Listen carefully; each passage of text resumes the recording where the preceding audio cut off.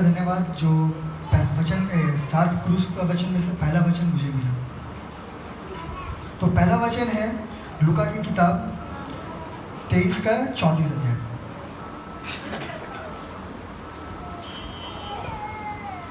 तब यीशु ने कहा, हे पिता, इन्हें क्षमा कर, क्योंकि ये नहीं जानते कि ये क्या कर रहे हैं। दो अपराधियों के बीच ये क्रूस पर चढ़ाए जाने के बाद यीशु क्रूस से नीचे देख रहे थे, या उन सैनिकों को जिन्होंने उसका मजाक उड़ाया, उस पर ताड़ना दी और उनका बहुत सारी यातनाएं दी, और जिन्होंने अभी अभी उसे क्रूस पर चढ़ाया, या शायद उनको याद करते हैं जिन्होंने उसे सज़ा सुनाया। हम लोग अगर किसी चीज़ में अगर हम लोग किसी से गुस्सा होते हैं या किसी ने हमारे साथ कुछ गलत किया होता है, तो हम उन्हें गुस्सा करते हैं, उसे नफरत करते हैं, पर हम उनसे दिल से कभी माफ़ नहीं करते। हमें बस लगता है कि उसने कुछ हमारे बारे में कहा तो वो गलत ही कहा, पर हम वो चीज़ नहीं देख पाते जो वो देख रहे हैं। तो अगर आपने अगर कोई भी गलती किया हो, तो आप उस चीज़ को लेकर के परमेश्वर से क्षमा मांगिए कि परमेश्वर, मेरा जाने अनजाने में से जो भी गलती हुआ है या जो भी पाप मैंने किया है, तो उस चीज़ के लिए परमेश्वर मुझे क्षमा करे। पर हम ऐसा नहीं करते, और यही सबसे बड़ा बात है कि हमें भी इस चीज़ में दंड मिलता है कि हम किसी को क्षमा नहीं करते। हम पाप तो बहुत सारा करते हैं, गलती भी बहुत सारा करते हैं, पर हमेशा गलती हम दूसरों को सुनाते हैं कि भाई आपने ये गलती किया, बहन आपने ये गलती किया, पर हम कभी खुद का गलती नहीं देखते कि हमने क्या किया। और हम हमेशा दूसरों का गलती देख के दूसरों को बताते हैं कि आपने ये किया, आपने वो किया, पर कभी हम खुद का अपनी गलती नहीं मानते कि हमने क्या किया उनके साथ।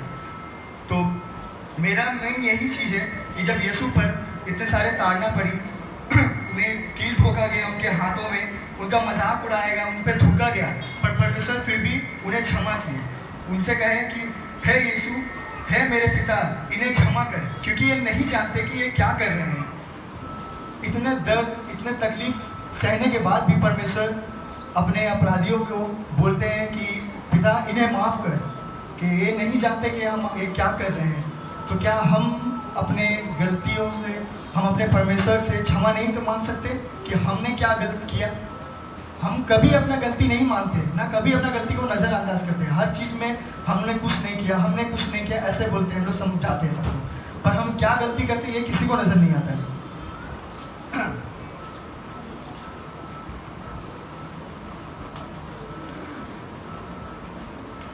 लोग अपने शारीरिक कष्ट में जब आते हैं तब परमेश्वर को याद करते हैं, और जब उनका काम निकल जाता है परमेश्वर से, जब वो ठीक हो जाते हैं, चंगे हो जाते हैं, यहाँ से चले जाते हैं, तब उन्होंने बस प्रभु को बस भूल जाते हैं कि प्रभु ने क्या किया हमारे लिए। जब तकलीफ पड़ता है तब हम लोग सब परमेश्वर को याद करते हैं कि प्रभु मेरा ये दर्द है, प्रभु मेरा सर दर्द है, प्रभु मुझे बुखार है, परमेश्वर मुझे ठीक कीजिए। पर जब हमारा काम निकल जाता है तब हम परमेश्वर को भूल जाते हैं। हम कभी समझने की कोशिश नहीं करते हैं कि हम भूल रहे, पर परमेश्वर ने कभी हमारा साथ नहीं छोड़ा। परमेश्वर ने हमेशा हमें अपने बच्चों की तरह संभाल के रखा, पर हम ही गलती करते हैं जो अपने पिता को भूल जाते हैं।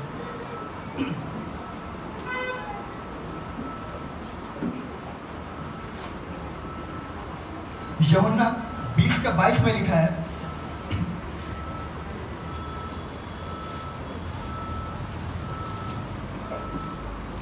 पवित्र आत्मा प्राप्त करो। यदि तुम किसी के पाप क्षमा करते हो तो वहाँ क्षमा किए जाते हैं, और यदि तुम किसी के पाप अगर रखते हो तो वह पाप भी वहाँ रखा जाता है। तो मेरा ये मतलब है, परमेश्वर यहाँ ये कहना चाहते हैं कि अगर हम अपने गलती को, अगर अपने पाप को अगर हम लोग रखते हैं तो वहाँ पर भी हमारा पाप और हमारा गलती को गिनाया जाता है। पर हम जैसे ही किसी के पाप या गलती हम क्षमा करते हैं तो परमेश्वर हमारा भी पाप क्षमा कर देते हैं। तो हम आप सबसे यही रिक्वेस्ट है कि आप कुछ भी करें, प्रार्थना में हमेशा प्रभु से क्षमा मांगे कि आपने जाने अनजाने में क्या गलती किया, किसके साथ आपने क्या छल किया, पर उस हर सारी चीज़ों के लिए परमेश्वर से आप हमेशा क्षमा मांगे, और परमेश्वर आपको हमेशा क्षमा करेंगे और आप पे आशीष से बरकरार रखेंगे। सभी को नमस्कार। परमेश्वर का धन्यवाद सुंदर वचन के लिए। परमेश्वर का वचन इस तरह है कि हे पिता, इनको क्षमा कर दे, क्योंकि ये नहीं जानते ये क्या कर रहे हैं। यीशु मसीह ये शब्द उनके लिए कह रहा है जो यीशु को क्रूस पर चढ़ा रहे थे। जो यीशु के पैर में और हाथ में कीले ठोक रहे थे, जो उसकी छाती पे भाला घोंप रहे थे, जो उसके सर पे कांटों का ताज लगा रहे थे, जो उसके कपड़ों को फाड़ रहे थे और पानी के बदले उसे खारा सिरका पिला रहे थे, जो उसके ऊपर में जुल्म कर रहे थे। यीशु अपने उस महान परमेश्वर से, उस पिता से प्रार्थना कर रहा है कि पापा इनको क्षमा कर दीजिए, इनको पता ही नहीं ये क्या कर रही है, अंधकार में भटके हुए लोग हैं। सोचिए यीशु के साथ इतना तकलीफ लोगों ने किया, इतना बेइज्जत किया, उसको इतना ताड़ना दिया, उसके बाद भी यीशु क्या कहता है, पापा इनको क्षमा कर दीजिए। लेकिन अगर हमारे और आपके साथ कोई ऐसा कुछ कर देना तो हम बराबर खड़े हो जाते हैं। तेरा हिम्मत कैसे हुआ, तो हमको जानता नहीं है क्या, तो हमारा नाम से परिचित नहीं है क्या, तुमको मालूम नहीं है हम कौन है, तुमको पता नहीं है हम कौन है, तुमको ऐसा कर देंगे हम, तुमको हम वैसा कर देंगे। हम किसी के साथ में कुछ भी होने से पता हम अपना बैकग्राउंड उसको दिखाने लगते हैं कि हम क्या चीज़ है। किसी के साथ थोड़ी नोक झोंक हो जाए तो महीनों बात नहीं करेंगे, महीनों उससे बात नहीं करेंगे, और घर में अगर किसी से हो जाए तो फिर तो बात छोड़ ही दीजिए। और खास करके ये लॉजिक पता कहाँ ज़्यादा देखने के लिए मिलता है, पड़ोसियों के साथ ज़्यादा देखने के लिए मिलता है। एक पड़ोसी दूसरे पड़ोसी से बात नहीं कर रहा, और भी ज़्यादा घनिष्ठ रूप से देखना है तो किसके बीच में देख सकते हैं, पता है, पति और पत्नी के बीच में, पति और पत्नी के बीच में ये लॉजिक ज़्यादा देखने के लिए मिलती है। हमारा एटीट्यूड बहुत बड़ा है, हमारा स्वाभिमान बहुत बड़ा है, हमारा अहंकार बहुत बड़ा है, लेकिन पता है वो बड़ा परमेश्वर बड़ा ना रहा पर अपने आप को छोटा कर लिया और बोला पिता इनको क्षमा कर दे कि कोई नहीं जानते क्या कर रहे हैं। आज इस वचन से यीशु मसीह सिर्फ यही आपको बताना चाहता है कि क्या आपके पड़ोसी हो, क्या आपके अपने हो, क्या आपका घर का कोई व्यक्ति हो, या आपके साथ काम करने वाला कोई हो, या आपसे छोटा हो या आपसे बड़ा हो, यीशु बताना चाहता है कि जैसे मैंने अपने विरोधियों को क्षमा किया तुम भी अपने विरोध को क्षमा करो। क्योंकि बाइबल कहती है यदि तुम क्षमा ना करोगे तो तुम्हें विश्व के पिता से कोई भी क्षमा नहीं मिलेगी। तुम क्षमा करोगे, तुम दूसरों के पाप क्षमा करोगे तो तुम्हारा भी पाप क्षमा कर दिया जाएगा। आइए इसके साथ ही हम दूसरे वचन की ओर बढ़ते हैं। दूसरा वचन लेकर जो व्यक्ति खड़ा है अंशु, दूसरा वचन लेकर खड़ा है अंशु, तो मैं चाहता हूँ वो परमेश्वर के दूसरे वचन को पढ़ें और परमेश्वर के उस गुप्त बातों को प्रकट करें। हालेलुया, सभी को जय मसीह की। प्रभु का धन्यवाद देते हैं कि परमेश्वर ने इतना सुंदर सा मौका दिया मुझे। हम दूसरा परमेश्वर की वाणी को देखेंगे। उसने उससे कहा मैं तुझे सच सच कहता हूँ कि आज ही तू मेरे साथ स्वर्गलोक में होगा। हालेलुया। परमेश्वर किससे कह रहा है? परमेश्वर वो दो डाकुओं से कहता है जो परमेश्वर के साथ उस कलवरी क्रूस के साथ चढ़ाए गए थे। हालेलुया। एक वो था जो परमेश्वर की निंदा करता है और परमेश्वर से कहता है कि अगर तू मसीह है तो मुझे अपने आप को छुड़ा ले, और दूसरा वो जो परमेश्वर से कहता है परमेश्वर जब तेरा राज पृथ्वी पे आया फिर से तो मेरी सुधि लेना। हालेलुया। तो हमें चुनना है कि हम किसके समान बनना चाहते हैं, वो पहले डाकू के समान या उस दूसरे डाकू के समान जिसने अपने मन को फिराया। आज जब हम मन को फिराएंगे, अपने पापों का अंगीकार करेंगे परमेश्वर के सामने, तो परमेश्वर कहता है आज ही तू मेरे साथ उस स्वर्गलोक में प्रवेश करेगा। हालेलुया। बस मैं इतना ही कहना चाहता हूँ। सभी कुछ परमेश्वर का धन्यवाद। बाइबल बताती है कि हमें क्या करना है, डाकू नहीं बनना है ना। और अगर हम डाकू हैं भी तो कैसे डाकू बनना पता है, मन फिराने वाले डाकू बनना है ना। कई बार मेरे प्रियो, कई बार हम परमेश्वर के सामर्थ्य को देखते हैं, है ना। कई बार हम परमेश्वर के सामर्थ्य को देखते हैं, उसकी कुव्वत को देखते हैं, उसके जलाल को देखते हैं, और देखने के बाद में भी आंखें फेर लेते हैं और ये यकीन करने से हम कतराते हैं कि यीशु मसीह सच्चा खुदा है। वो डाकू जो यीशु मसीह के साथ लटकाए गए थे, एक ने कहा यदि तू परमेश्वर का पुत्र है तो तू अपने आप को भी बचा ले और मुझे भी बचा ले। यदि तू बड़े बड़े काम करता है तो तू क्या अपने आप को नहीं बचा सकता? कई बार यीशु मसीह के साथ लोग शर्त रखते हैं, क्या तू पहले मेरे बेटे को चंगा कर, या मेरे बेटे को नौकरी दिला, मेरी बेटी की शादी करा, तब मैं जानूंगा तू यीशु मसीह है ना, तब मैं जानूंगा तू यीशु मसीह है। लेकिन एक क्या है, उसने यीशु के बारे में जाना, यीशु के बारे में सुना और विश्वास किया।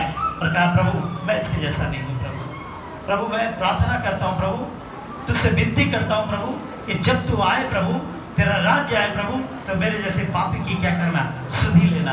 परमेश्वर अहंकारी और घमंडी लोगों को पसंद नहीं करता, पर जो विनम्रता के साथ प्रभु से प्रार्थना करते हैं और प्रभु के राज्य के प्यासे होते हैं, प्रभु उनको क्या करता है, अपने राज्य का हकदार बनाता है। और परमेश्वर ऐसे ही लोगों को पसंद करता है। आप कितनी कलीसिया जाते हैं, कितनी कलीसिया घूम चुके हैं, कितने पास्टरों के पास घूम चुके हैं, आप कितना अच्छा बोलते हैं, आप कितना अच्छा गाना गाते हैं, आप कितना अच्छा बजाते हैं, आप कितना अच्छा एजुकेटेड व्यक्ति हैं, आपके इनकम कितना है, ये मैटर नहीं करता है। लेकिन क्या आप यीशु मसीह के लिए अपने मन को फिराए हुए व्यक्ति हैं? यदि अपने मन को आपने यीशु के लिए फिराया है, तो यीशु आपसे कहता है तो आज ही मेरे साथ स्वर्ग लोक में होगा। आमीन। सो आइए तीसरे वचन के लिए हम आगे बढ़ेंगे जो यीशु मसीह ने क्रूस पर से बोला, और तीसरे वचन को लेकर आएंगे भाई विजय, है ना। तो भाई विजय के साथ हम परमेश्वर के उस तीसरे वचन को भी सुनेंगे। हालेलुया, सभी को जय मसीह।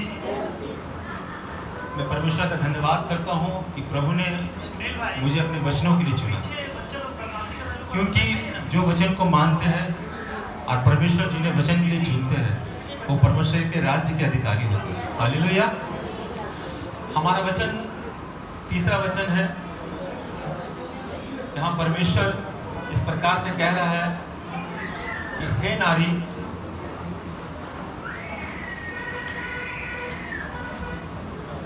यूहन्ना 19 का 26 और 27 पढ़ेंगे। कोई भाई पढ़े यूहन्ना 19 का 26 और 27। यूहन्ना 19 का 26 और 27। जब यीशु ने अपनी माता और उस चेले को जिससे वह प्रेम रखता था पास खड़े देखा, तो अपनी माता से कहा, हे नारी, देख यह तेरा पुत्र है। तब उसने चेले से कहा, यह तेरी माता है, और उसी समय से वह चेला उसे अपने घर ले गया। हालेलुया। सच में जब परमेश्वर माता मरियम के द्वारा माता मरियम के गर्भ में आया, उनके द्वारा वो उस पृथ्वी पर जन्म लिया, परंतु यीशु मसीह ने जब क्रूस में बलिदान हुआ, जब अपने प्राण को ताकने वाले थे, तब अपने माँ से ये कहा, हे नारी, मैं तेरा पुत्र नहीं हूँ, तेरा पुत्र तो तेरे पास है।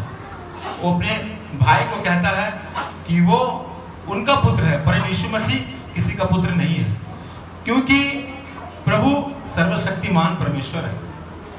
वो एक उद्देश्य के द्वारा माता मरियम के गर्भ में आया। वो भले लोग उन्हें मरियम का बेटा कहते हैं, यीशु मसीह मरियम का बेटा है, परंतु वो किसी का बेटा नहीं, वो किसी का भाई नहीं, वो सारे जगत का पिता है। हालेलुया।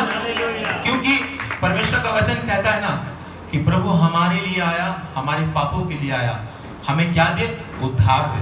प्रभु हमारे जीवन में उद्धार देता है। वो एक योजना था जो प्रभु माता मरियम को इस्तेमाल किया, जब स्वर्गदूत माता मरियम को दर्शन दिया था और कहा था कि तू गर्भवती होगी, तेरा एक पुत्र जन्मेगा। उन्हें पुत्र बोलकर दर्शाया गया। तभी भी उनके बाद परमेश्वर ने उन्हें कहा, हे नारी, मैं तेरा पुत्र नहीं हूँ। और अपने भाई को भी कहा, भाई को ये नहीं कहा कि ये भाई तू माँ को लेकर चला जा, इस नारी को लेकर चला जा। उसने कहा, ए चेला, उसने अपने भाई को चेला कहा। हम हाँ जितने सारे भाई बहन यहाँ बैठे हैं ना, हम परमेश्वर के चेला है, हम परमेश्वर के चेला है, परमेश्वर के राज्य के लिए इस्तेमाल करने के लिए आया है। जिस तरह परमेश्वर के कई दास दासी जो परमेश्वर के राज्य के लिए इस्तेमाल किया गया, ऐसे ही परमेश्वर हमें इस्तेमाल कर रहा है।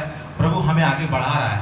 हम सारे लोग ये मानकर चले अपने जीवन में कि प्रभु हमारा पिता है, प्रभु हमारा सब कुछ है, प्रभु हमारा, परमेश्वर का एक वचन कहता है, प्रभु हमारा दूल्हा भी है, और हम सारे लोग उनके क्या है?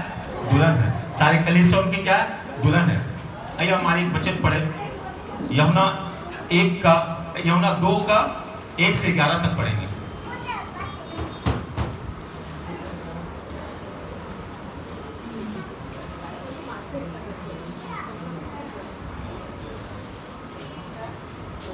फिर तीसरे दिन गलील के काना में किसी का विवाह था और यीशु की माता भी वहाँ थी।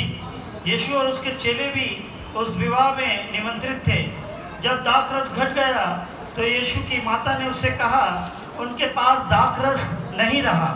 यीशु ने उनसे कहा, हे महिला, यस आमेन। मुझे तुझसे क्या काम? एक मिनट सर, जब किसी शादी में यीशु गया था वहाँ दाखरस कम हो गई थी।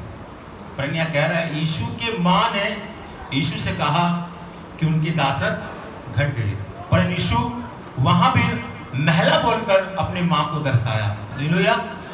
वहाँ पर हे नारी बोलकर दर्शाया, यहाँ परमेश्वर ने महिला कर दर्शाया, क्योंकि वो सर्वशक्तिमान है। ये हम सारे लोगों को मानना है, क्योंकि जितने सारे दुनिया में जगत में जितने सारे देवी देवता पीर पैगंबर नबी आए, वो सबका बापों का बाप है, वो सबका खुदा है। क्योंकि परमेश्वर का कलाम में कहता ना, वो सारे जितने सारे जगत में फैले हुए ना, सब परमेश्वर के अंश से फैले हुए। हम उन्हें अपना परमेश्वर ना माने, हम परमेश्वर माने तो खुदावन यीशु मसीह को माने।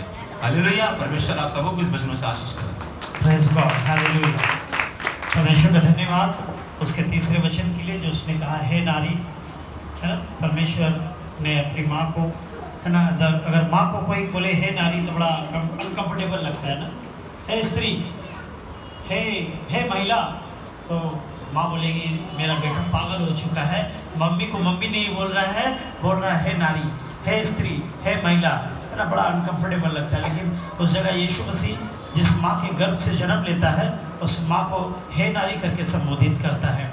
हे नारी शब्द जो है यहाँ पे बताना चाहता है कि यीशु मसीह सिर्फ शरीर में अगर मनुष्य होकर आया, लेकिन उसके साथ साथ वो परमेश्वर भी था।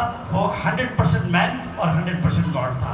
अगर वो हे नारी करके यहाँ संबोधित कर रहा, तो यीशु मसीह बताना चाहता है कि किसी के साथ उसका यहाँ कोई तालमेल नहीं है, रिश्ता नहीं है इसका किसी के साथ। कोई रिलेशनशिप बनाने के लिए यीशु मसीह यहाँ नहीं आया। उसका हमारे और आपके साथ बस एक ही रिलेशनशिप है, पिता और पुत्र का, पिता और पुत्री का, बस यही रिलेशनशिप है। बाकी वो किसी का बेटा नहीं है, किसी का पुत्र नहीं है, किसी का पापा नहीं है, किसी का भाई नहीं है।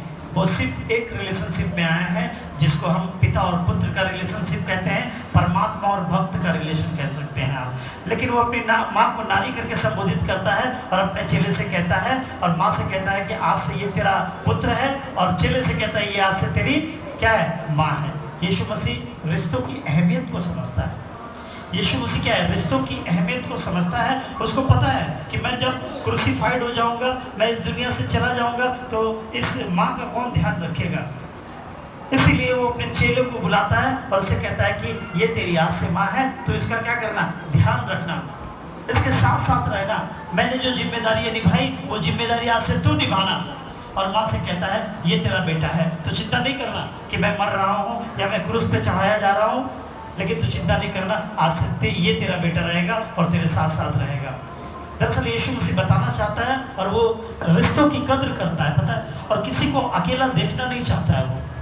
वो माँ को ये नहीं चाहता कि माँ अकेले रहे, वो ये भी नहीं चाहता कि बेटा अकेले रहे।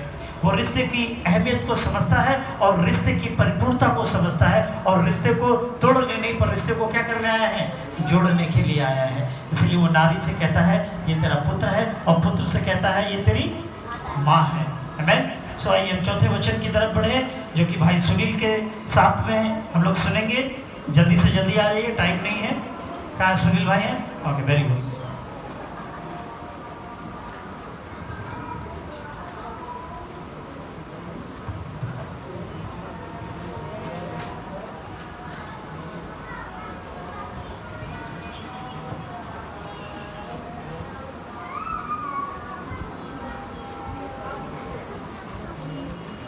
हालेलुया।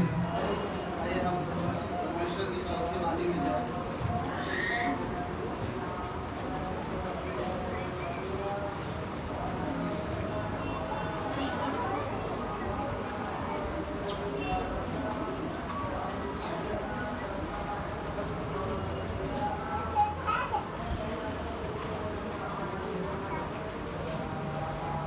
चौथी वाणी कुछ इस तरीके से है, जिसमें परमेश्वर उस क्रूस के बलिदान होने के समय कह रहा था, एली एली लामा सबक्तनी, अर्थात हे मेरे परमेश्वर तूने मुझे क्यों छोड़ दिया।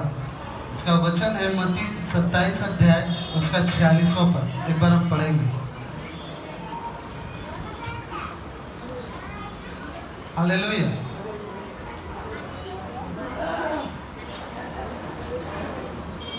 मत्ती की किताब 27 अध्याय उसका 46 पद। दोपहर से लेकर तीसरे पहर तक, तीसरे पहर के निकट यीशु ने बड़े शब्द से पुकार कर कहा, एली एली लामा सबक्तनी, अर्थात हे मेरे परमेश्वर तूने मुझे क्यों छोड़ दिया। हालेलुया। तीसरे पहर के समय मतलब परमेश्वर ऑलरेडी उस अवस्था में 2 पहर गुजार चुका था। हालेलुया। 2 पहर ऑलरेडी वो गुजार चुका था और इतनी उसके शरीर पे, उसके जिस्म पे, उस पर इस तरीके से कष्ट दिया जा रहा था कि हम और आपकी जो है सोच से भी क्या है, परे है। Hallelujah, hallelujah. और ये कष्ट, ये तकलीफ पता है सिर्फ और सिर्फ हमारे और आपके पापों के लिए परमेश्वर ने सही है। यीशु मसीह और लास्ट में ये वचन जब वो बोल रहा है चौथा वाणी में कि एली एली लामा सबक्तनी, है परमेश्वर तूने मुझे क्यों छोड़ दिया, क्योंकि उस समय तक परमेश्वर ने पूरे सारे जगत का पाप जो है ना अपना ऊपर ले लिया था। हालेलुया। और परमेश्वर ने कुछ समय के लिए उसको क्या किया, छोड़ दिया था। वैसे ही मेरे प्रियो, आज हम भी बहुत सारा समय अपने जीवन में उन सारे कामों को करते हैं, उन सारे बातों को करते हैं जिससे यीशु हमसे दूर होता है, लेकिन हम फिर भी उसी काम को, उसी जीवन को, उसी स्वभाव को, उसी सारे काम को करते रहते हैं, लेकिन हम ये समझ नहीं पाते कि यीशु मसीह हमसे दूर होता जा रहा है। हालेलुया। वो खुदा तो हमारे पापों के लिए, सारे जगत के लिए अपने ऊपर पाप ले लिया बोल के एक ऐसा समय आया कि उसका जो परमेश्वर था और पुत्र जो यीशु मसीह था, पुत्र यीशु मसीह अपने पिता से कह रहा है कि हे परमेश्वर तूने मुझे क्यों छोड़ दिया। अगर आज सच में हम भी अपने उस जीवन से, उस पुराने स्वभाव से अगर पीछे ना हटे तो एक दिन ऐसा आएगा कि हम सबको अपने जीवन में बोलना पड़ेगा कि हे प्रभु ऐसा क्यों, हे प्रभु ऐसा क्यों, हे परमेश्वर मैंने ऐसा दिन क्यों देखा। हालेलुया। तो हमें क्या करना पता है, उस क्रूस को, उस लहू को देखना है और इस वर्ड को समझना है कि हे परमेश्वर तूने मुझे क्यों छोड़ दिया। परमेश्वर सभी को आशीष करे इस वचन से। परमेश्वर का धन्यवाद इस वचन के लिए। जहाँ बैठ जाइए, सभी लोग बैठ जाइए प्लीज। परमेश्वर का धन्यवाद इस वचन के लिए जहाँ परमेश्वर कहता है लामा लामा सबक्तनी, मतलब हे परमेश्वर तूने मुझे क्यों छोड़ दिया। यानी परमेश्वर बड़ा सुनने में ऑड लगता है कि वो अपने पिता से प्रार्थना कर रहा है और एक कंप्लेन कर रहा है ना। यीशु मसीह अपने पिता से क्या कर रहा है, एक कंप्लेन कर रहा है कि हे पिता तूने मुझे क्यों छोड़ दिया। सोचिए ऐसा क्या जो है कंडीशन रहा होगा। बैठ जाओ बेटा। लीडर्स लोग जितने हैं थोड़ा डिसिप्लिन मेंटेन कीजिए मतलब, आकर बैठ जाइए। और भी इधर विजय भाई वगैरह हैं क्या, देखिए सबको बैठाइए भाई।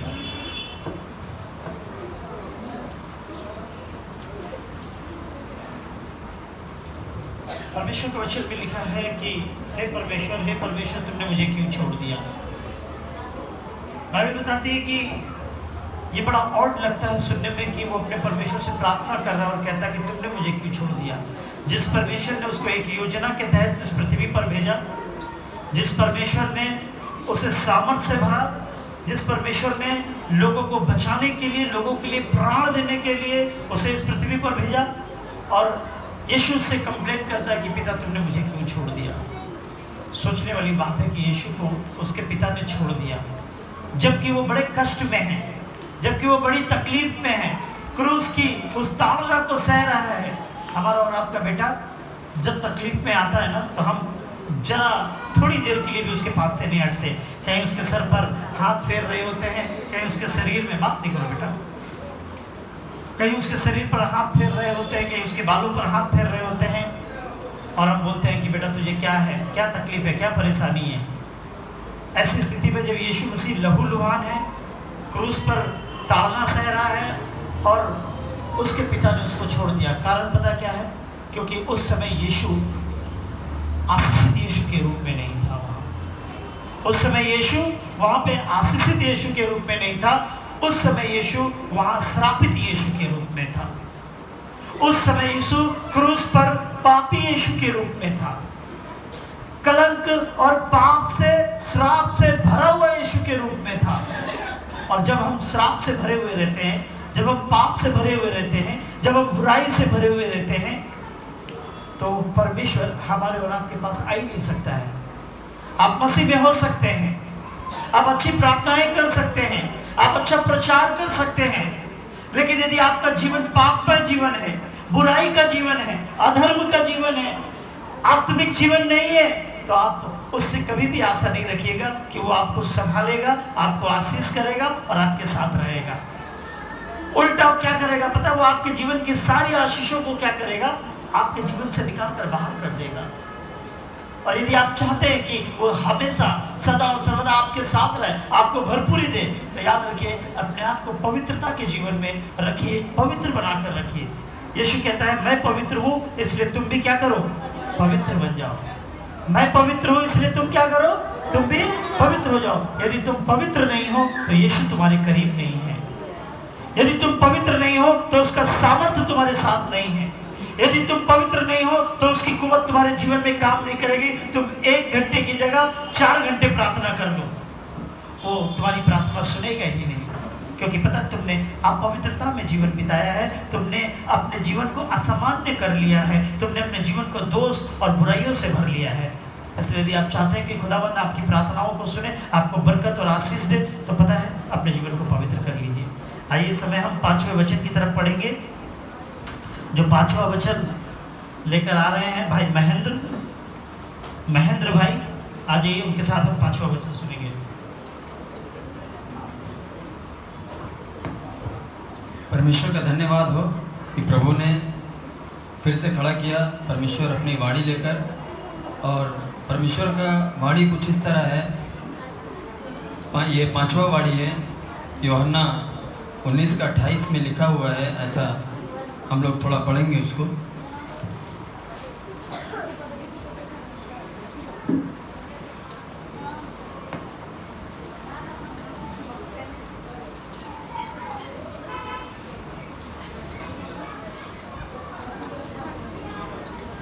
यहाँ पे इस तरह लिखा हुआ है, इसके बाद यीशु ने यह जानकर कि अब सब कुछ पूरा हो चुका, इसलिए कि पवित्र शास्त्र में जो कहा गया था वो पूरा हो, कहा मैं प्यासा हूँ।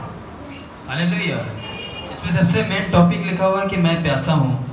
इसका मतलब ये होता है कि परमेश्वर जो है किस लिए प्यासा है, इसका पीछे कोई ना कोई रीजन है। हालेलुया। ये परमेश्वर किस लिए प्यासा है और कैसे उसको प्यास लगी। हम इंसान हैं, हमें शारीरिक तौर से प्यास लग सकती है। हालेलुया। हम इंसान हैं, हमें शारीरिक तौर से प्यास लग सकती है, लेकिन यहाँ परमेश्वर का वचन बोल रहा है कि मैं प्यासा हूँ। हालेलुया। मैं प्यासा हूँ का मतलब है कि परमेश्वर दो तरह के उनको क्या लगा था? प्यास लगा था। हालेलुया। पहला ये था कि पापी लोगों को नाश होने से बचाने का प्यास। हालेलुया। जो हम पाप कर रहे थे, हालेलुया, हम तो सब पापी थे, इसीलिए मसीह हमारे लिए मरा। हालेलुया।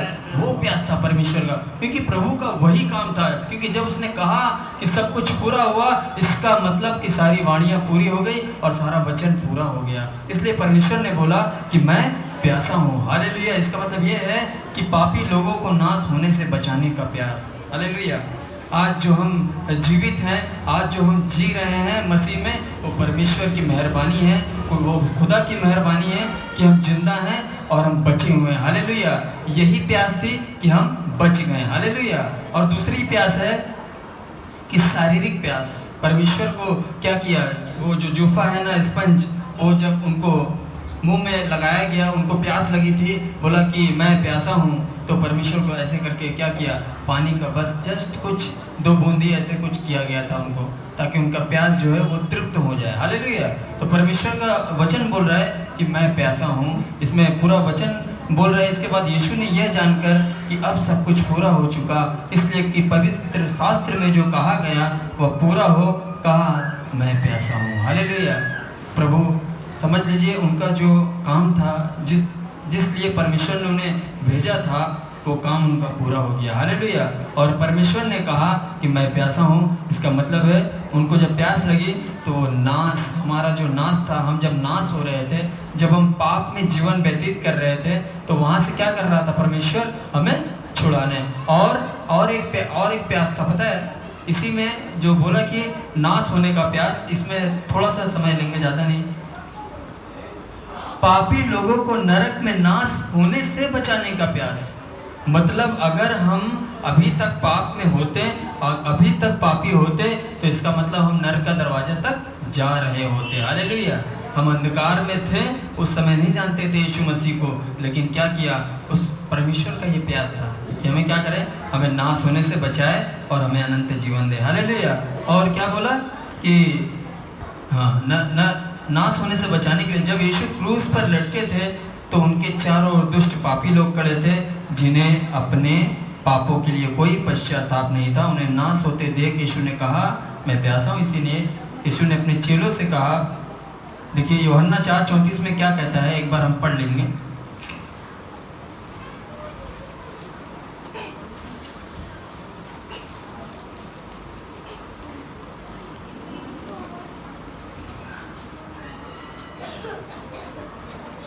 यीशु ने उनसे कहा, मेरा भोजन यह है कि अपने भेजने वाले की इच्छा के अनुसार चलूं और उसका काम पूरा करूं। हालेलुया। परमेश्वर का भोजन क्या है पता है, हमारा भोजन क्या है, सांसारिक भोजन है।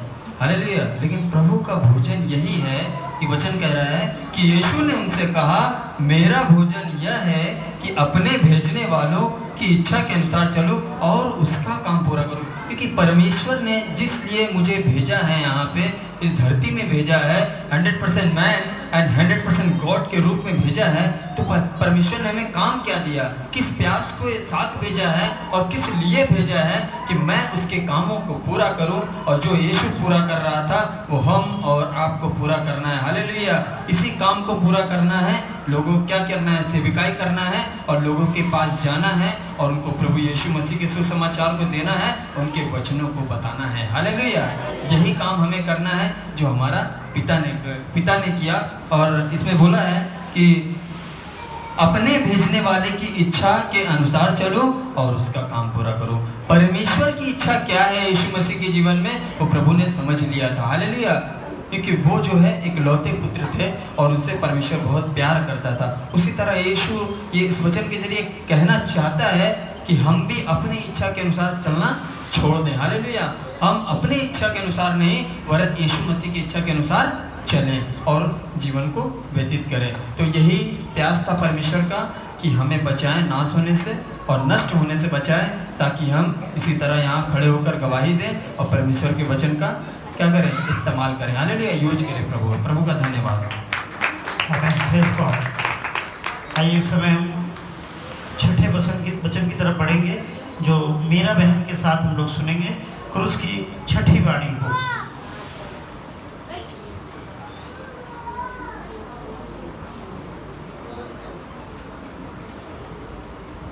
हालेलुया। परमेश्वर का धन्यवाद करते हैं। परमेश्वर ने, मैं इस योग्य नहीं हूँ, परमेश्वर अपने इस पवित्र स्थान में मुझे खड़ा किया अपने वचनों को बोलने के लिए और आप सब तक ये सुसमाचार सुनाने के लिए मुझे यहाँ पर खड़ा किया। इसलिए परमेश्वर का कोटि कोटि धन्यवाद देती हूँ।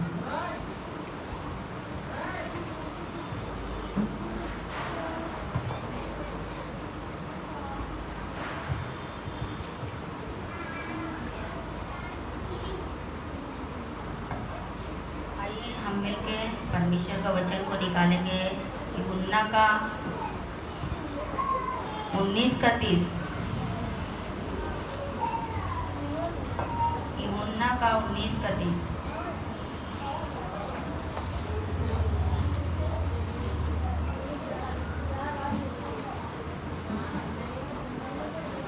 जब यीशु ने वह सिरका लिया तो कहा पूरा हुआ और सिर झुकाकर प्राण त्याग दिया। हालेलुया, परमेश्वर का धन्यवाद हो। इस जगह परमेश्वर ने हमें इस वचन के द्वारा हम ये जान सकते हैं और सीख सकते हैं कि परमेश्वर ने जब यीशु ने वह सिरका लिया तो कहा पूरा हुआ और सिर झुकाकर प्राण त्याग दिए। प्रभु यीशु मसीह हमारे लिए इस दुनिया में आया, हमारे लिए हमें बचाने के लिए अपना लहू बहाया, हमारे लिए मारा गया, हमारे लिए कूटा गया और हमारे लिए क्रूस पर अपने आप को कुर्बान कर दिया कि हम बीमार ना पड़े, हम तकलीफ में ना पड़े, हम श्राप में ना पड़े और हम कोई भी बंधन में ना पड़े। इसलिए परमेश्वर प्रभु यीशु मसीह इस दुनिया में आए और परमेश्वर स्वर्ग से अपने एक लौते पुत्र को भेजा, यीशु मसीह को दुनिया का उद्धारकर्ता के रूप में भेजा और वो ये कह के मतलब हम लोग को ये सिखाएं इस दुनिया में आके कि परमेश्वर कितना सहन कर सकते हैं। परमेश्वर हम लोग को क्या सिखाए हैं कि परमेश्वर की अंदर में, यीशु मसीह के अंदर में कितना सहने की ताकत है, बहुत सहने की ताकत है। जब यीशु ने वह सिरका लिया तो कहा पूरा हुआ और सिर झुकाकर प्राण त्याग दिए। आइए हम लोग वचन पढ़ते हैं, निर्गमन का 15-23 में पढ़ते हैं, थोड़ा निकाल के।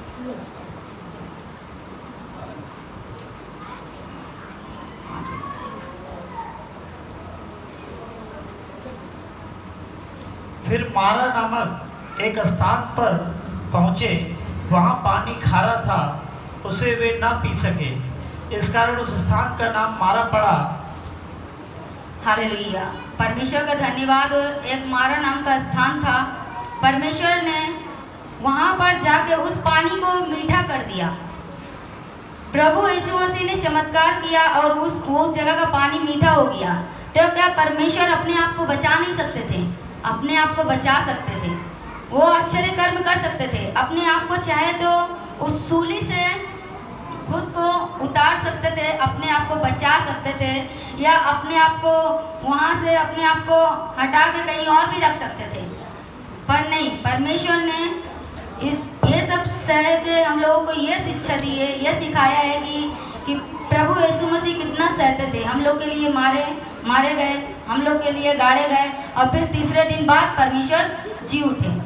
और एक जगह हम लोग वचन ये भी पढ़ेंगे 15-26, निर्गमन का 15-26।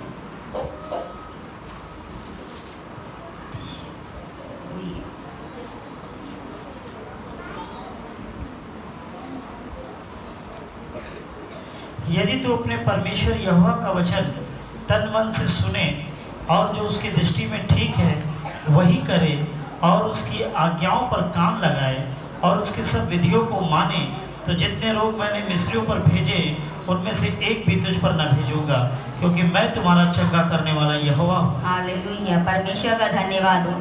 इस जगह परमेश्वर का वचन बता रहे निर्गमन में 15-26 में, अगर तू मेरी वचनों को तन मन लगा कर सुने। हम लोगों को क्या करना है? परमेश्वर का हर एक वचन, कोई एक वचन नहीं, हर एक वचन को तन मन से हम लोग को सुनना है और सुनना है, उस वचन के अनुसार अपने जीवन को बिताना है। तब हम ब्लेस पाएंगे, तब हम आशीषित होंगे। तब जब हम सीख जाएंगे इन सब वचनों के बारे में, फिर हम क्या करेंगे? दूसरों को हम सिखा सकते हैं, समझा सकते हैं। तो परमेश्वर क्या करते थे? अपनी मतलब आज्ञा को मानना सिखाया। अपने परमेश्वर पिता का प्रभु यीशु मसीह क्या किया? आज्ञा को मानना सिखाया। और प्रभु यीशु मसीह ने इस दुनिया में आए तो वो क्या किए? वो परमेश्वर उनसे जो कह के भेजे थे कि इस दुनिया में जाना और तुम चंगाई चमत्कार करना, तुम्हारे साथ मतलब मारे जाओगे, कूटे जाओगे, फिर क्रूस पर तुमको लटका दिया जाएगा। सब परमेश्वर का योजना का अनुसार हुआ। तो परमेश्वर सब कुछ सहता गया। इस वचन से यही हमको शिक्षा मिल रही है कि परमेश्वर हम लोग को बताना चाहते हैं कि हम लोग को जीवन में जितने भी प्रॉब्लम आए, जितनी भी तकलीफें आए, जितनी भी मुसीबतें आए, यीशु मसीह जो हमारा उद्धार करता है, हमें हर एक प्रॉब्लम से जीत दिलाएगा। और जिस तरह प्रभु यीशु मसीह मुर्दों में से तीसरे दिन बाद जी था, उसी तरह हम लोग अपने जीवन में हर एक प्रॉब्लम से आज़ादी पा के हम लोग हर एक प्रॉब्लम से जीतेंगे। परमेश्वर का धन्यवाद। हालेलुया।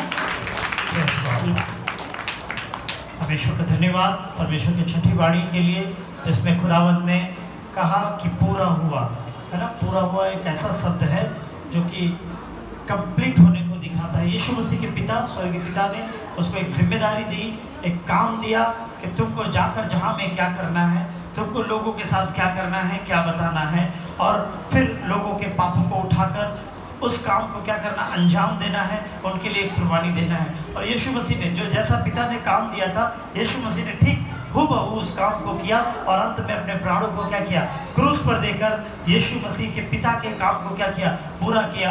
और जब सारे काम पूरा कर लिया यीशु ने, तो अपने पिता से प्राण छोड़ने से पहले यीशु ने अपने पिता से कहा, हे पिता, पूरा हो गया। जो आपने मुझे काम दिया था, जो आपने मुझे जिम्मेदारी दी थी, वो जिम्मेदारी पूरी हो गई। क्या हम और आप ऐसा कह सकते हैं? क्या हम और आप ऐसा कह सकते हैं यीशु से, यीशु जी आपने मुझे जो काम दिया था बपतिस्मा लेते समय, वो मैंने पूरा कर दिया। यीशु जी जो आपने सेवा का काम दिया था, यीशु जी वो मैंने पूरा कर दिया। यीशु जी जो आपने चर्च में मुझे जिम्मेदारी दी थी, वो जिम्मेदारी को मैंने पूरा कर दिया। पता है, हम यीशु को ऐसा नहीं बोल पाते, क्यों पता है, हमें बहुत कमियां हैं, हमारे अंदर बहुत कमियां हैं, और हम शायद यीशु को ऐसा नहीं बोल पाते हैं। मैं चाहता हूँ आज के दिन उन कमियों को अपने जीवन से दूर करें, ताकि यीशु के सामने फक्र से खड़े हों और उससे कहें कि पिता आपने जो काम मुझे दिया था, मैंने वो पूरा कर दिया। आमीन। और आइए सब हम सातवीं वाणी को सुनेंगे। थोड़ा सा आप विजय भाई इधर ध्यान दीजिएगा। यदि कोई शोर शराबा करता है, जिसको वचन नहीं सुनना है, उसको बोलिए घर जाइए। जिसको वचन नहीं सुनना है, उसको बोलिए घर जाइए। अगर डिसिप्लिन में नहीं बैठना है, उनको बोलिए घर जाने के लिए। कोई भी हो वहाँ पे, अगर कोई भी व्यक्ति वहाँ बैठा है जिसको वचन सुनना अच्छा नहीं लग रहा है, that is not particular place to spend your time. ये आप यहाँ पर समय कटाने के लिए नहीं आए हैं। अगर अच्छा नहीं लग रहा सुनने में, घर जा सकते हैं आप, लेकिन यहाँ पर डिसिप्लिन के साथ बैठेंगे। मैं ज़्यादा गैदरिंग को पसंद नहीं करता हूँ, मुझे ज़्यादा भीड़ नहीं चाहिए, भीड़ नहीं चाहिए मुझे। मैं देख रहा हूँ तब से आप लोग विदाउट डिसिप्लिन में काम कर रहे हैं, आपके अंदर डिसिप्लिन नाम की कोई चीज़ नहीं है। थोड़ा सा संयम से परमेश्वर के नजदीकी बैठिए। मेरा भले भय ना माने, उस महान परमेश्वर का भय अपने अंदर रखें। आपको थोड़ा सा भी ये सेंस नहीं है कि आज परमेश्वर की क्रूस की वाणियों को आप सुन रहे हैं, पता है, गंभीर वचन को आप सुन रहे हैं। आप प्रार्थना चाहते हैं, आप बोलते हैं मुझे प्रार्थना कर दो, मुझे प्रार्थना कर दो, मैं आशीषित हो जाऊं। नहीं आशीषित होंगे आप, क्योंकि आप परमेश्वर के वचन को सुनने से इनकार करते हैं। आप बिल्कुल आशीषित नहीं हो सकते हैं जब तक आप परमेश्वर के वचन से न जाते रहेंगे। आपको कोई बिशप, कोई पास्टर, कोई रेवरेंड आशीष कर ही नहीं सकता है। परमेश्वर की आशीष से परमेश्वर के वचन में है। अपने परमेश्वर की कलीसिया को, मंडली को मजाक बना रखा है। जितने लीडर हैं, अगर लीडर को भी पसंद नहीं आ रहा तो जा सकते अपने घर। अगर किसी लीडर को पसंद नहीं है तो जा सकता है, क्योंकि डिसिप्लिन में अगर बैठा है तो इस कलीसिया में बैठा, अदरवाइज कोई बात नहीं है। आपको शर्म आनी चाहिए कि इस तरह से मैं बिहेवियर करता हूँ। इस कलीसिया में डिसिप्लिन मेंटेन नहीं करता हूँ मैं। क्या सीनियर, क्या जूनियर, क्या बच्चे, छोटे बच्चे गलतियां कर रहे हैं, पता चलता है कि वो गलतियां कर रहे हैं, लेकिन आप बड़े हो चुके हैं। आप परमेश्वर में कब बढ़ेंगे? आप असिस्टेंशिप लेने के लिए आते हैं। यहाँ पे कोई डब्बा रखा हुआ जो आप खोल कर लेके चले जाएंगे। जब तक आप प्रभु में परिपक्व नहीं होंगे ना, सिंसियर नहीं होंगे ना, आप परमेश्वर के आशीषों को रिसीव नहीं करेंगे। या कोई लीडर है, या कोई विश्वासी है, नया हो या पुराना, अगर परमेश्वर के वचन को सुनने से इनकार करता हूं तो मैं हाथ जोड़कर कहता हूं आप जा सकते हैं। अब अपने घर जाइए, आराम कीजिए। आपको शर्म आनी चाहिए। अगर मुझे इस बात से दुख हो रहा है तो यीशु को कितना दुख होता होगा। आज के दिन यीशु आपके लिए क्रूस पर झूल रहा है। यीशु मसीह आज के दिन आपके लिए क्रूस पर झूल रहा है, और आप हंसी ठट्ठा और मजाक कर रहे हैं। आज भी आपको शर्म नहीं आ रही है कि आप यीशु मसीह को आज भी बेगैरत की तरह देख रहे हैं? शर्म आनी चाहिए, शर्म आनी चाहिए आप लोगों को। अगर कोई लीडर मुझे गलती से बाहर दिखा, या कोई विश्वासी मुझे बाहर दिखा, तो ठीक नहीं है ये। फिर कोई सातवां वचन जो भाई लेकर आ रहा है, मीर भाई आ जाइएगा। इसके बाद भी अगर किसी को नहीं सुनना, आप जा सकते हैं, कोई बात नहीं। मैं दीवालों को प्रचार करूंगा, इन दीवालों को प्रचार करूंगा, मुझे कोई परवाह नहीं है। आपने इसको घर बना रखा है, परमेश्वर के मंदिर को आपने घर बना लिया है, मार्केट बना लिया आपने इसको। परमेश्वर के मंदिर को ठट्ठा करने का, हंसी करने का, मजाक करने का जगह बना लिया आपने। आपको जरा भी परमेश्वर का भय नहीं आपके अंदर में। शर्म आनी चाहिए कि एक पास्टर बार बार किसी चीज के लिए मुझे बोल रहा है, मुझसे रिक्वेस्ट कर रहा है, हाथ जोड़ रहा है मुझसे कि शांत रहिए। अरे आपको नहीं सुनना, कोई बात नहीं मेरे बहन मेरे भाई, दूसरों को उनका जीवन तो बचने दीजिए कम से कम। और भी हैं 32वां लेने के लिए अभी बैठे हुए लाइन में, उनका जीवन तो बचने दीजिए, कम से कम उनको जीवन में आशीष उतरने दीजिए।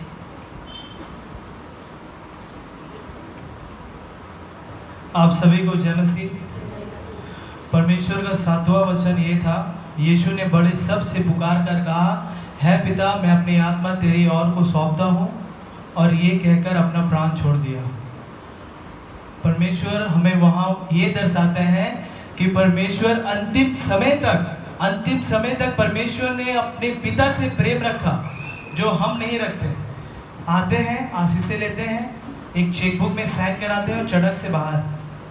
परमेश्वर अंतिम समय तक परमेश्वर से प्रेम रखा, और सबसे बड़ी बात परमेश्वर ने, यीशु मसीह ने अपने पिता से सबसे विश्वास में बना रहा, और एक बात परमेश्वर को कहता रहा, है पिता इन्हें क्षमा कर क्योंकि ये नहीं जानते कि क्या कर रहे हैं। परमेश्वर ने 7वां ये जो 7 वर्ड ऑफ क्रूसिफिक्शन वो परमेश्वर ऐसे ही नहीं कहा, परमेश्वर ने कहा है ताकि तुम समझो और परमेश्वर के राज्य में शामिल हो। परमेश्वर हमें ये दर्शाते हैं कि परमेश्वर ने अपने परमेश्वर से भी प्रेम रखा। परमेश्वर के वचन में लिखा है, जो कोई इसके वचन पे विश्वास करे वो भयभीत ना हो, उसका मन कच्चा ना हो, क्योंकि परमेश्वर उसके साथ रहेगा।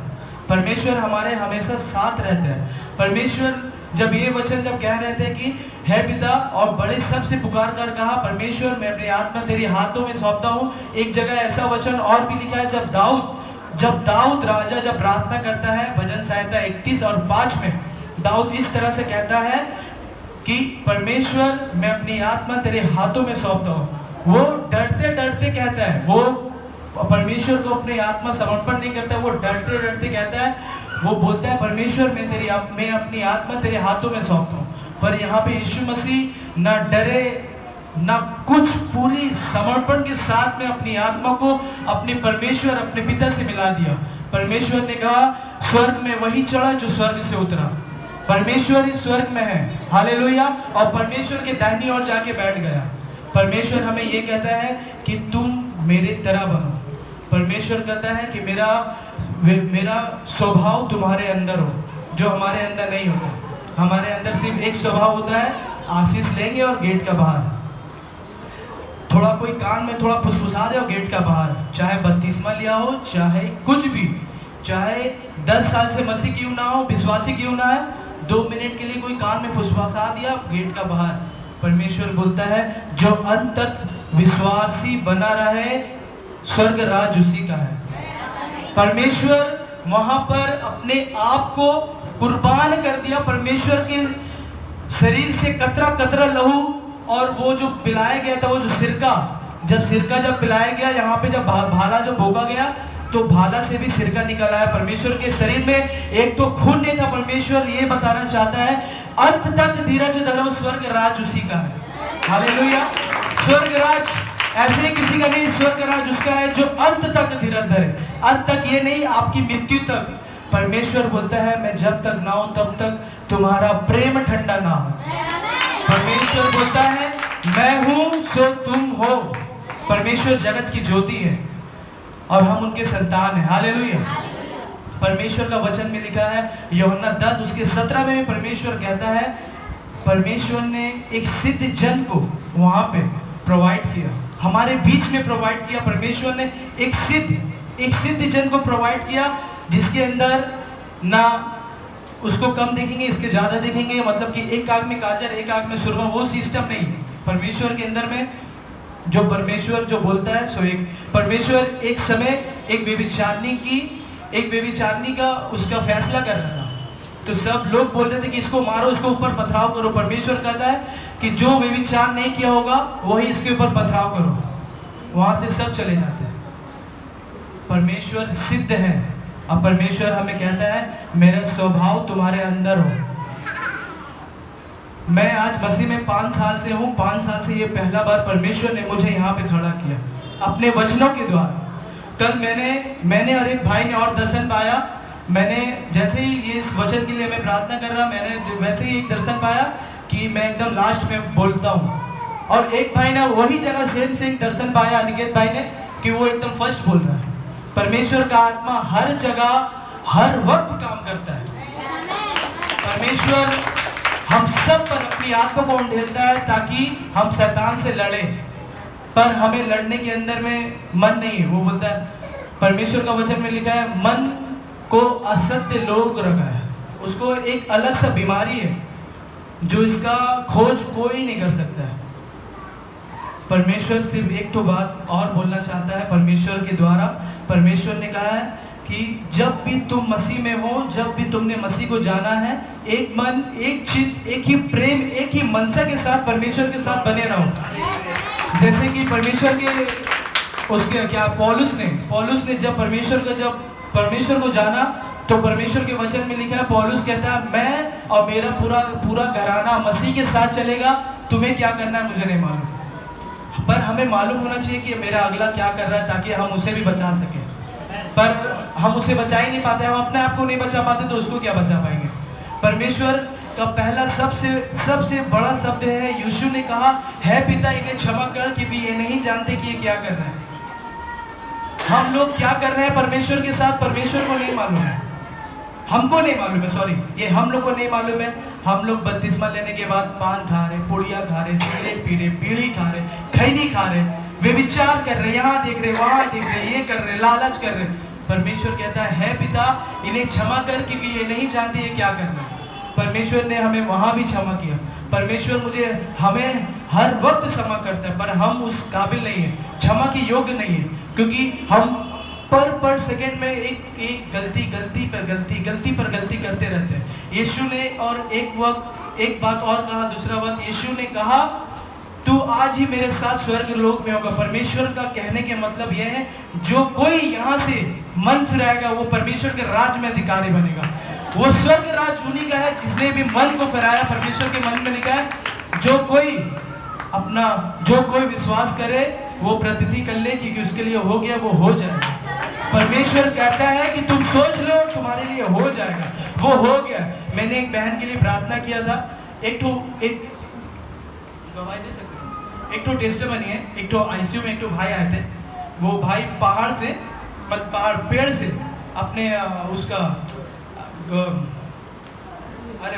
बकरी लोग के लिए पत्ता निकाल रहे थे, वहां से पुरुलिया से उसका पेड़ के ऊपर चढ़ के वहां से निकाल रहे। वहां से उनका पाँव अचानक फिसल के गिरा और उनका यहाँ पे ऐसे करके फट गया, और उनको नारायणा लेके गया। फिर उसके बाद हम लोग हॉस्पिटल बिलोना में ले गया। बिलोना में लाने के बाद सब कुछ हुआ। सब कुछ होने के बाद हम सब वहाँ पर थे, वहाँ पर उसका स्टिच वगैरह हुआ, सब कुछ आईसीयू में हुआ, उसको वेंटिलेशन में डाला। हम उसका पाँव को ऐसे धरे, हमने परमेश्वर ये शख्स बचना चाहिए। परमेश्वर ने उसे बचाया, उसे आईसीयू से बाहर निकाल के वार्ड में दिया। परमेश्वर उसको भला चंगा घर भेजा। एक और गवाही है परमेश्वर पर, एक और गवाही है। एक बहन 36 साल की थी, उसका नाम था रुखसाना परवीन। वो फांसी लगा ली तो वेंटिलेशन में वो मतलब कि कोई चांस नहीं है। तो हम लोग जो एक साथ जो पार्टनर हैं, हम एक तो कायनात दी रिसेप्शन में, हम और वो कंप्लेन लेके बस ऐसे राउंडिंग मार के बस आ रहे थे। हमने दीदी देखो ना वेंटिलेशन में, दीदी बोली नहीं बचेगा। हमने बचेगा, और हम उसी टाइम हाथ उठा के बोले, प्रभु तेरे नाम से बचना चाहिए। वो भी बच के वेंटिलेशन से वार्ड में गए।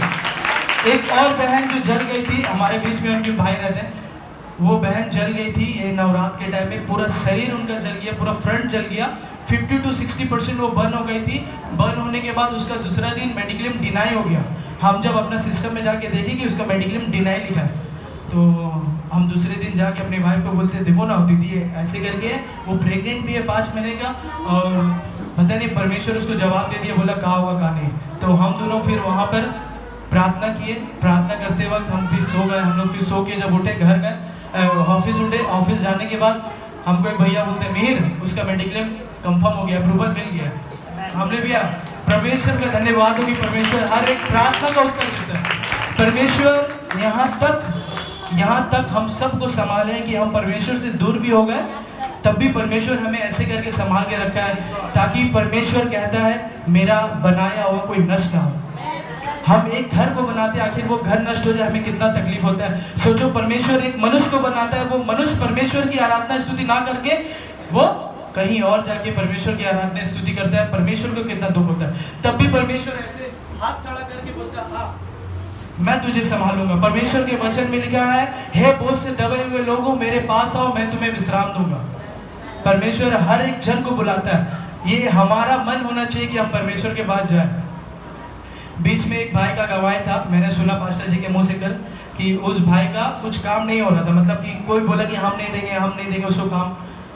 तो भाई ने जैसे ही बपतिस्मा लिया उसके तुरंत थोड़ा देर के बाद फोन आने लगा, भाई राज भाई मैं आपको ही काम दूंगा, मैं आपको ही काम दूंगा। ये परमेश्वर का कृपा है, ये परमेश्वर की दया है। वो परमेश्वर बोला मैं, परमेश्वर के वचन में लिखा है माँ के गर्भ में रचने से पहले मैंने तेरे ऊपर चित लगा, तेरा अभिषेक किया। उस अभिषेक को एक्टिव करना है। वो बपतिस्मा से एक्टिव नहीं होता, वो हमारे मन से एक्टिव होता है। हमारा मन चेंज होना चाहिए परमेश्वर के प्रति, परमेश्वर के प्रति हमारा मन चेंज होना चाहिए। हम कल रात को अपना वाइफ को बोले सुनो तुम सो जाओ, अभी हमको कल का बहुत सारा वचन लिखना है। सो गए और हम इतना सारा लिख के हम सोचे अभी भी इधर भी सब भाई लोगों को भाई क्या बोलेंगे। परमेश्वर का महान कृपा, परमेश्वर अपनी आत्मा के द्वारा बता रहा है, अपनी आत्मा के द्वारा गवाही दे रहा है। इसमें से लिखा हुआ कुछ नहीं बोल पाए। एक तो पास्टर जी का भी गवाही, पास्टर जी एक तो वहाँ पे कुछ प्रेयर में कहते बोले थे कि हम इतना सारा लिख के गए हैं, इतना सारा लिख के गए वहाँ जाएंगे छितरा देंगे। पर जब परमेश्वर का आत्मा जब बोलता है तो सब अच्छे चुप हो जाते हैं। एक दाऊद एक गोलियात को मार गिरा, एक तो छोटा सा ईटा से ऐसा मारा वो मोड़ का बन गिर गया। वो दाऊद नहीं मारा, वो परमेश्वर ने मारा। परमेश्वर बोलता है तू एक कदम बढ़ मैं 10 कदम बढ़ूंगा। परमेश्वर बोलता है तू अपने मन को रेडी कर।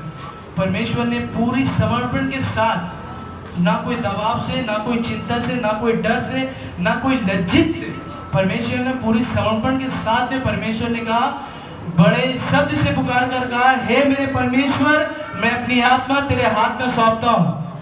परमेश्वर सोचता है मैं अपनी आत्मा अपने परमेश्वर को हाथ में सौंपूंगा तो मैं बच जाऊंगा, और वो बच के परमेश्वर के दाहिनी ओर जाके बैठ गया। हालेलुया। इतना छोटा सा वचन है, परमेश्वर के लिए धन्यवाद।